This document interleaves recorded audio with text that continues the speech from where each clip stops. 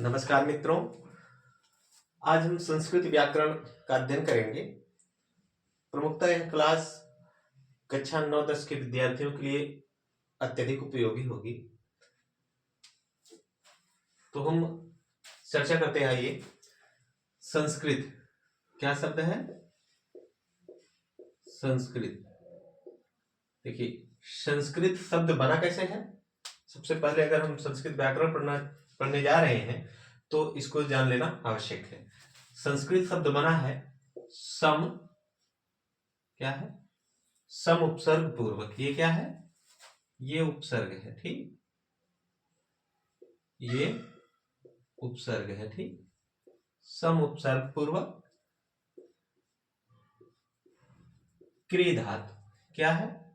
क्री धातु। ये चिन्ह जो है वो धातु का चिन्ह है, ठीक। और त प्रत्यय,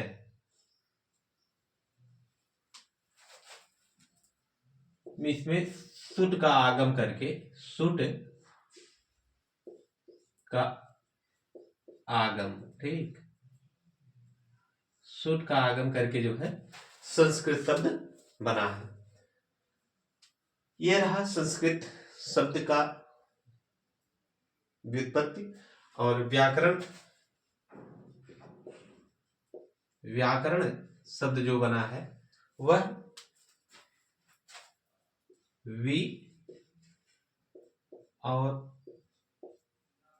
आंग, ठीक। वि आंग क्या है? ये उपसर्ग है, ठीक। वि और आंग ये उपसर्ग है। और क्री धातु, धातु क्या है? क्री, क्री धातु। और क्या है? देखिए, क्ली आंग उपसर्ग है, क्री धातु है और ल्युट प्रत्यय है। क्या है? सॉरी, यहां टा भूल गए थे। ल्युट प्रत्यय, ल्युट प्रत्यय के योग से जो है व्याकरण शब्द की निष्पत्ति हुई है। अब इसका अर्थ भी जान लीजिए। देखिए, संस्कृत का अर्थ है शुद्ध, परिमार्जित या परिष्कृत भाषा, ठीक, शब्द। और व्याकरण की व्युत्पत्ति जो है वह कुछ इस प्रकार दी गई है। व्याक्रियन्ते व्युत्पादन्ते अनेनिति व्याकरणम, अर्थात जिसके माध्यम से, क्या है? जिसके माध्यम से शब्दों की व्युत्पत्ति या निष्पत्ति बताई जाए वह व्याकरण है। व्याकरण को हम जो है इसे हम क्या कहते हैं? शब्द शास्त्र भी कहा जाता है। व्याकरण को हम शब्द शास्त्र भी कहते हैं, ठीक। और इसे एक नाम और भी है इसका, व्याकरण शब्द शास्त्र या पद शास्त्र। व्याकरण को शब्द शास्त्र या पद शास्त्र भी कहा जाता है, ठीक। व्याकरण को हम जो है शब्द शास्त्र या पद शास्त्र भी कहते हैं। अब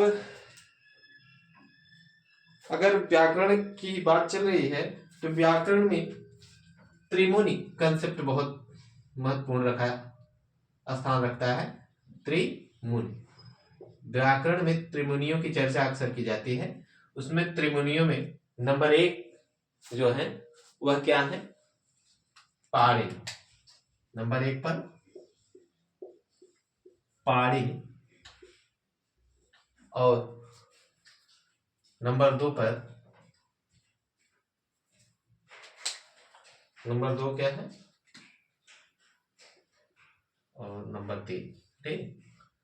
नंबर 2 पर कात्यायन, कात्यायन।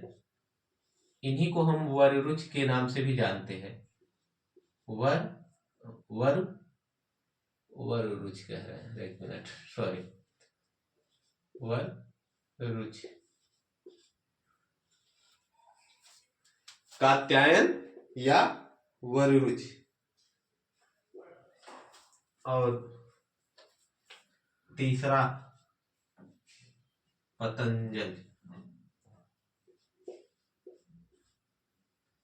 तीसरे मुनि कौन है? पतंजलि। ठीक, देखिए त्रिमुनि कंसेप्ट पूछा जाता है तो पाणिनि, कात्यायन और पतंजलि का प्रमुख नाम आता है। पाणिनि की प्रमुख रचना जो है वह अष्टाध्यायी है। क्या है? अष्टाध्यायी। इन्होंने इस पर जो है वार्तिक लिखा अष्टाध्यायी पर, इसलिए ये वार्तिककार कहलाए। ठीक, और ये इन्हीं वार्तिकों पर पतंजलि ने महाभाष्य की रचना की।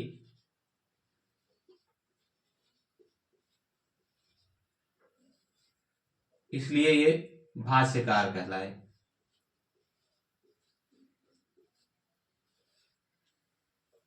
ठीक,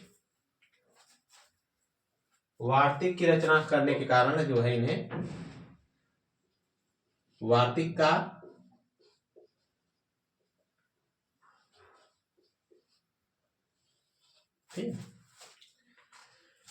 पाणिनि ने अष्टाध्यायी की रचना की, कात्यायन ने इसी अष्टाध्यायी पर वार्तिक रचा, इसलिए इन्हें वार्तिककार भी कहा जाता है, कात्यायन या वरुरुचि को।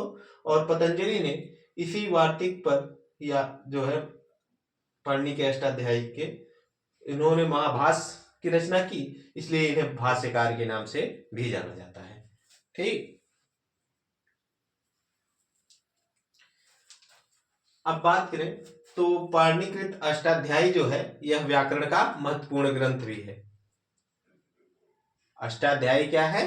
व्याकरण का महत्वपूर्ण ग्रंथ है। और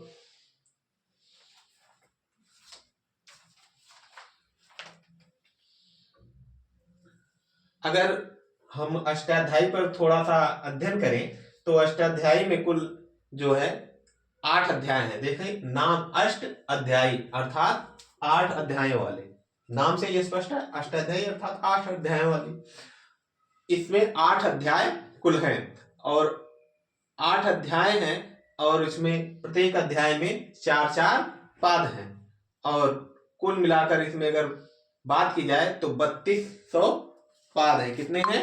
3200। देखिए, अष्टाध्यायी पर अध्ययन कर ले थोड़ा सा। एक मिनट।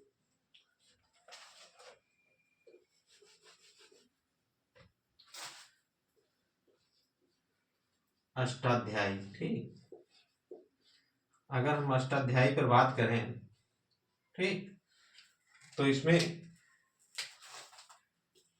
कुल अध्याय जो हैं वो कितने हैं? 8। ठीक, और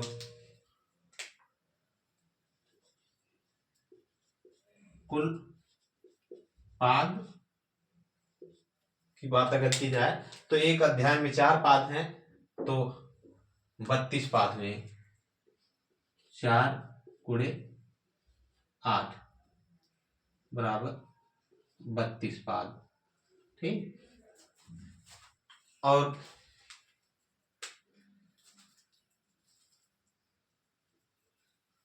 कुल सूत्रों की अगर बात की जाए, प्रश्न बनते हैं यहां से कि अष्टाध्याय में कुल अध्याय तो स्वाभाविक है 8 है, कितने पाद हैं? तो 32 पाद हैं। प्रत्येक अध्याय में कितने पाद हैं? तो 4 पाद हैं, 4 8 है 32। ठीक, तो कुल सूत्र की अगर बात की जाए तो लगभग 4000। कितना है? लगभग 4000 सूत्र हैं।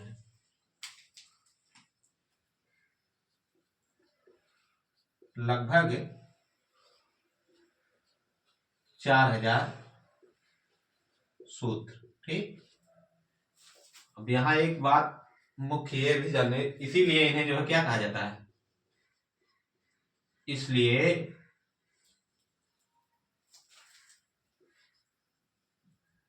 पाणिनि को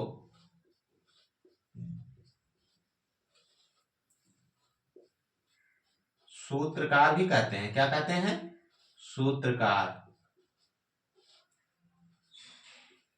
भी कहते हैं।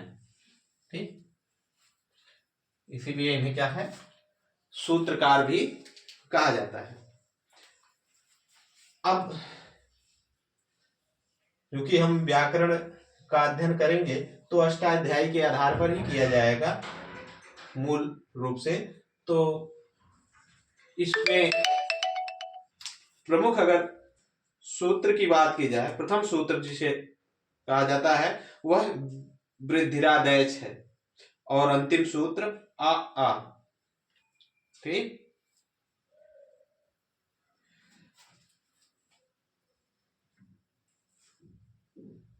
अगर बात की जाए महाभाष्य की, तो महाभाष्य में प्रश्न पूछा जाता है कितने आहनिक है, तो कुल आहनिकों की संख्या कितनी है? महाभाष्य में कुल आहनिकों की संख्या 84 है।